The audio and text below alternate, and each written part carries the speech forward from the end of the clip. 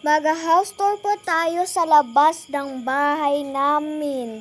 So, tignan po natin. Meron din po kaming garden. So, una po, tignan muna natin sa labas. So, wait lang po. Magtayo lang muna ako. So, wait lang po. Tara na po.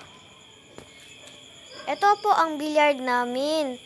At meron pa kaming damit ginawa namin, po. So, yan po, Yan po ang bahay namin sa loob. So, dito pa po ang mga sa labas ng bahay po namin is, ang garden po namin ay nandito po. Ang garden natin ay nandito po, garden ng tatay ko. So, nandito po. So, yun po, kapitbahay ko po yun. Tsaka meron pa doon isa. So, yan po ang garden ko, guys. Tignan nyo. Pero, sorry kung maliit lang yan. Wag na po na lang kayo mag-judge. Magtingin na lang po kayo. So, meron po tayo ditong maliit na mangga. Pero wala pa tong bunga, guys. Nandito po, guys. Ito po ang bunga namin. Yan po ang bunga namin. So, meron po din tayo dito piso wifi. At saka meron pa tayo dito. Yan po ang garden ko. Dito po ang manukan. Dito po ang paglalaba.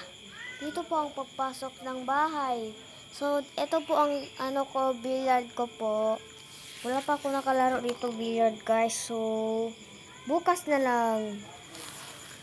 So, guys, lobat ng cellphone ko, guys. Baka bukas pwede pa ako. Diba bukas Monday na? Guys, bukas Monday na. So, may klase pa po tayo. So, kain na muna po ako. So, magtingin muna tayo dito. Ano pa meron? Oh, may bunga pa tayo ng banana. Tignan nyo po yan. Yan po ang bunga ng banana namin. Yan po, nakikita nyo po. Yan po ang bunga ng banana natin. So, magpunta muna tayo sa garden natin. So, mag-tour din tayo sa garden natin. Ito po. Diyan po, yan po, namatay pong aso namin. So, nandyan na lang yan. So, dito po,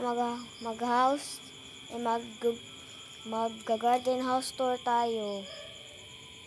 Ito po, nandoon po kalamansi ko. Nandito po ang chili ko. At meron po din tayo dito na nakakulong. So, dito po ang flower. So, bye guys! See you tomorrow! Like and subscribe!